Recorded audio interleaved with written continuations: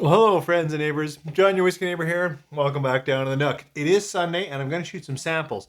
Now, these samples are from bourbons and ryes that have suddenly shown up in Alberta again, thanks to PWS Imports. And Travis has shared these samples with me, so I'm going to talk about Woody Creek.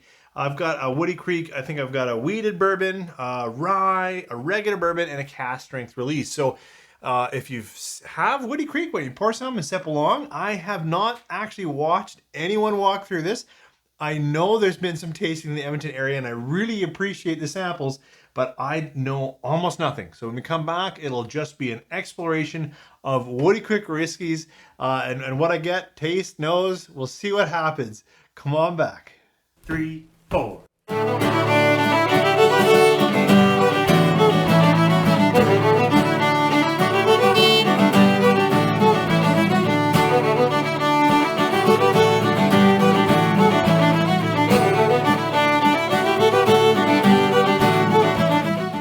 Kind of a bumming intro, but what I was trying to get across is, these Woody Creek whiskeys have come into Alberta from PWS Imports, and I know they're a bit of a bust. There's been some tastings, there's been some conversations with either the distiller or the owner, I'm not quite sure, and I've missed all of those. I really don't know that much, except that they're out of Colorado. I saw something about their stills, but I didn't even see any pictures that they were making their own. What was it? Stan Copper. I can't remember now, but it was, they're modifying or creating their own still work, which is pretty cool. And like a lot of craft distillers, they're using local grains, Colorado grains, really committed to the local feel and that small craft feel. So that's pretty cool. I also saw a video. I think it was the actor William H. Macy. I don't know if he's playing another character or whatnot, but he's saying about "I put my pants on." It was a funny song, kind of a tribute to bartenders and other people that have really kept us going through this pandemic. Back to the whiskey. What I know is really what's on these samples. Again, thanks, Travis. But I haven't tasted or anything on these, so it's just first thoughts. The first one we're going to talk about is a wheated bourbon. This is a 6-year-old bourbon, so that's cool, 47%. And the mash bill is 70 corn, 15 wheat, and 15 barley. So a fair amount of barley too. Let's see what we get. It's it's sweet, a little bit sugary, but then the fruits coming up right away are a little bit soured.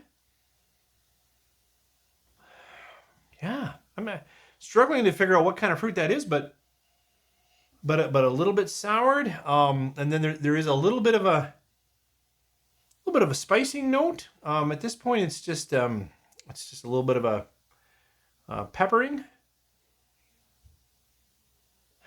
Yeah, not overly oaky, and not the like caramel richness is not coming through. Feels a bit light. Feels a little bit of that soured fruit. Let's try it on the palate. Cheers.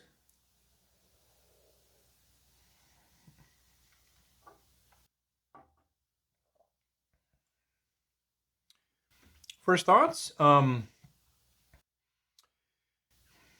It is a bit sprightly. Maybe it's at 47%. It's a bit thin in the mouth. A little bit of graham cracker. A little bit of wood now coming back. Early finish, kind of playing in with that high sweetness and that something. What is that fruit? It's almost a soured apple. Maybe it's a soured apple. Yeah, like a tart apple, that green apple kind of thing. A little bit of that. Yeah, kind of cool. All right, let's try this next one. The next one, mentions double gold at San Francisco Spirit Awards. That's pretty cool. It's 100% rye, released at 45%. So this is a straight rye. Clearly in rye territory. We've got some nice kind of grassy herbal notes, a little more cinnamon. Not getting too much oak on the nose, but clear rye, and for me, a rye that is on that grassy end of rye spectrum. Straw on the palate. Cheers.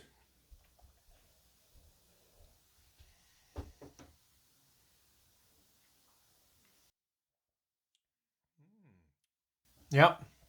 Lemongrass, herbal note, peppery, spicy, black pepper, bit of oak. There was a sweetness that was sort of that. Just for a second, I had this sweet run of something. Toffee, caramel, like something kind of sweet, but then it cleaned up and finishes dry like I like ryes to finish. You know, it kind of reminds me of a fairly high rye, like a bullet rye. Yeah, quite a bit. Little cleaner than that. Nicely drying, puckering drying, which I appreciate in rye. That's a good rye, but it's a rye. I don't know how else to explain that. That is clearly rye grain, and for me, that is that little bit of dill, a little bit of grass, a little bit of herb, whatever that eucalyptus menthol stuff. I'm getting that in there. It doesn't overpower me, and I like it. But certainly, it's not just a high rye bourbon. That's all rye. All right, getting into their bourbons. This is straight bourbon, 45, I think. Yep, 45%. This one, 70 corn, 15 rye, 15 barley. So really, it's the same where I started, but instead of the 15 wheat, we have 15 rye.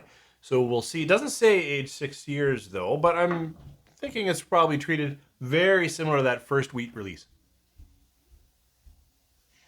Just going to do a quick direct comparison. It's interesting. I don't usually say this with ryes, but I'm getting a bit more sweetness off this. And that soured apple or something is still prominent there. This is a more typical bourbon note. I even get a little more caramel, a little more toffee. Let's try it on the palate. Cheers.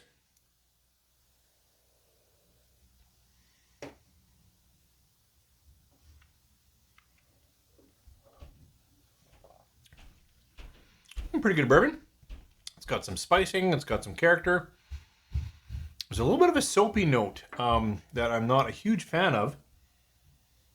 Almost relates to the nose here on the wheat. So the last one is their Caskstrength bourbon. And so this is same, right? We've got 70 corn, 15 rye, 15 barley, but it's 59.5%. So we've taken it the way she comes out of the cask, I imagine. Start on the nose. Finally, I'm getting sort of a background to some of the cinnamons. Now I've got a little more oak, a little more depth, a little more burnt sugars, brown sugars playing on there. It's coming through. Let's try it on the palate.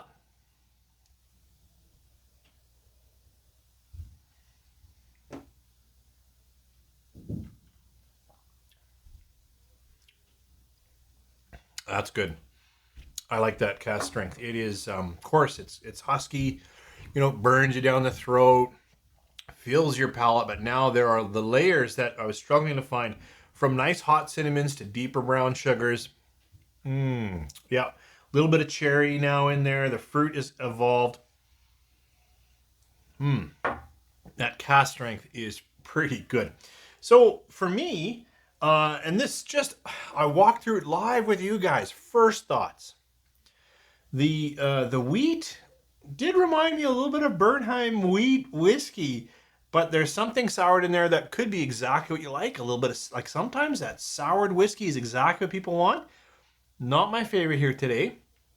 The rye, if you like, you know, herbal, menthol, mint, dill, that kind of stuff rye, I think you'll like this. I like it. It's my second favorite here today. The bourbon was okay. It didn't grab me. Maybe as I sit back through this, more layers will come out, but the Caskstrength was the winner. The Caskstrength for me was the winner here today for sure, followed by the rye. Then I'd probably go bourbon, and then, I don't know, the wheat for me just didn't grab me today, but could be today, could be these samples. So thankful for the chance to try them. It's awesome to see more craft whiskey come into the market. Because as always, just one guy's opinion, these might be exactly what you like. This might be your favorite bourbon of the year, this wheated bourbon.